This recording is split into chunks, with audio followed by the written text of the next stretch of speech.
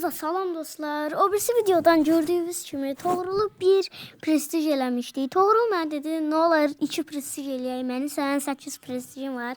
Dedim, yaxşı, onu qıranmadım. Nəysə, mən də 802 kupayam uşaqlar. Onu prestij eləyəndən sonra mən eləyəcəm.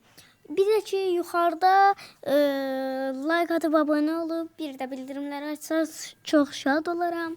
Və uşaqlar, bu videodan sonra bir-iki dənə də video gələcək yəqin ki. Çünki mən həm özümü prestij eləyəcəm. Toğrulun da bir dənə karakteri var, onu da eləyəcək. Və Lia get, Lia. Oy, Lia və gol. Və mənim də ultim var. İnşallah mənə gələr top. Və ayda yenə Lia'da.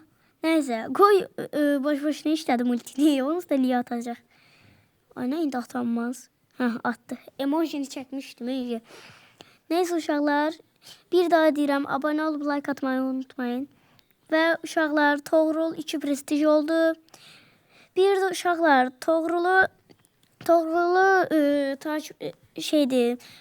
ekləmək istəyirsinizsə onun hesabı buradadır.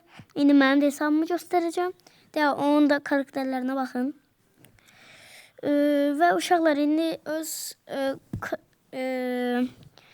mənimki də Hirafan 17-dir. Mənə də ekləyə bilərsiniz.